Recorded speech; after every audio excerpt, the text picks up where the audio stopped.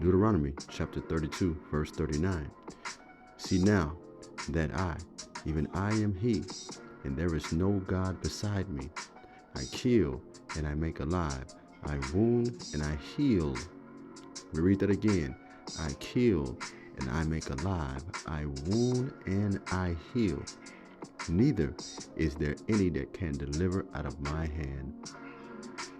Something that we all should come to realize as we grow in our understanding is that Yahweh Bahashim Yahweh Shai is in control of it all. Right? That's why the scriptures state that we should fear him. Right? No matter what occurs in our life or happens to us, we know that it was the will of the Lord. Let's look at this story here, brothers. Listen closely. A Houston jury has awarded a local family more than $95 million. And this is after a life-changing trip to the dentist 6 years ago. It was a simple routine appointment, and it left Nevaeh Hall with irreversible brain damage. Fox 26's Tiffany Justice spoke to the now 10-year-old's family and joins us live with what they had to say. Tiffany. I don't know if you brothers caught that in the first 21 seconds, but it states that a baby girl, right? Your daughter, your niece, right? Your little sister goes to the dentist for a simple root canal, tooth extraction, simple surgery. And she experiences this sort of severe or encounter this sort of situation.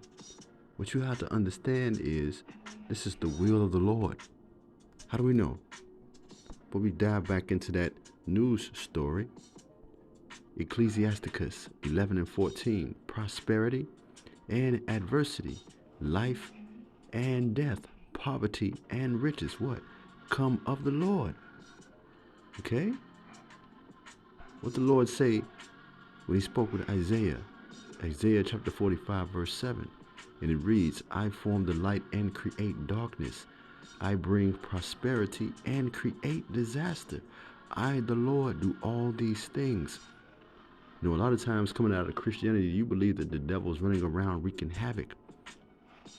But what you have to understand is the Lord is responsible for everything that happens to you. Even in the scriptures, I believe it's Malachi. It's early, so I might be I might be incorrect in the prophet that said it, but nevertheless, it's still critical. It might be Malachi, or it might be Malachi or Micah. And it states that, should there be evil in the city and the Lord has not done it? You got to understand the duality of the Lord. He's a very complex individual. His understanding is far superior. It supersedes ours. And that's what we have to that's what we have to understand when we come into this knowledge.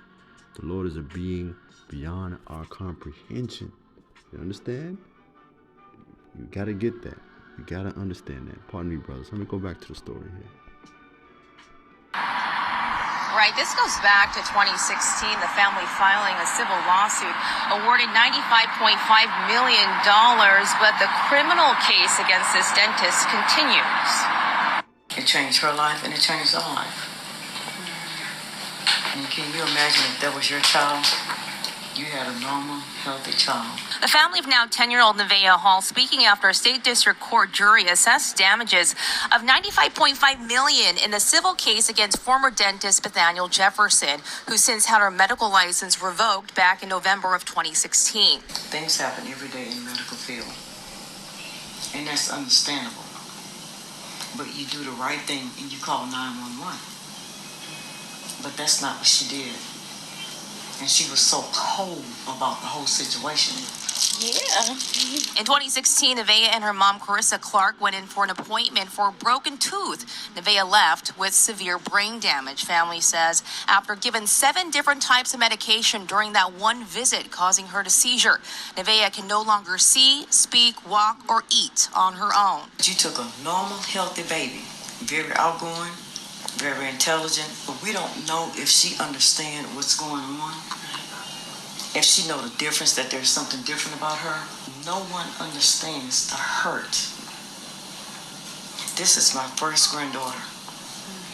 And it breaks me every day that I feel like this. The family believes Jefferson did not care then and still does not care now about what happened to Nevaeh and hopes she will be held criminally accountable. In 2017, she was indicted by a Harris County grand jury, that case ongoing. Even though the family won't collect a dime, even though a jury believes that's how badly they've been harmed. Are you listening, brothers? Even though they've been awarded the lawsuit, this gentleman here said the family will not collect a dime. Whew. This verdict will resonate across the country in these corrupt dental Medicaid offices, and every single one of those dentists has now been put on notice. Jim Moriarty, their civil attorney, says the family won't see a dime because they settled outside of court. When we got the verdict yesterday, it was heartbreaking. It was very heartbreaking. I feel like not only should the dentist be held responsible, but I felt like the pharmacist should have been held responsible also. Now the jury did not find the pharmacist culpable. Jefferson is expected to be back in court next month for her criminal case. Reporting live, Tiffany Justice, Fox 26 News. My goodness, brothers. Why the scriptures tells us to fear the Lord. You know? My goodness, man. Let's go to Job. Job chapter 2, verse 10. Because we all know the story of Job. We all remember what happened to him. Let me go back a verse here to get it in context what occurred.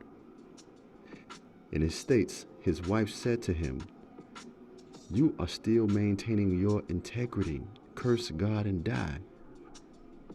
And what I'm learning, even while I'm working my way through this lesson, is what I'm learning is no matter what occurs to me, no matter what occurs with me, you know, I have to maintain my integrity because he's still in control. Next verse. Let's move on here. He replied, "You are talking like a foolish woman. Shall we not accept good from Yahweh and not trouble?" And all this, Job did not sin in what he said. Right? That means Job was telling the truth. Right? That has to be a part of our understanding that the Lord, he does both. He controls both. He's very deep and complex. He brings prosperity and adversity. Right? Let's go from there. That's why the scripture simply states, Hebrews 10 and 31, it is a fearful thing to fall into the hands of the living God. Right? After seeing a story like that, you have to fear him. Right? You have to walk humbly and righteous before him. Right? Because he's in control of all things. Shalom.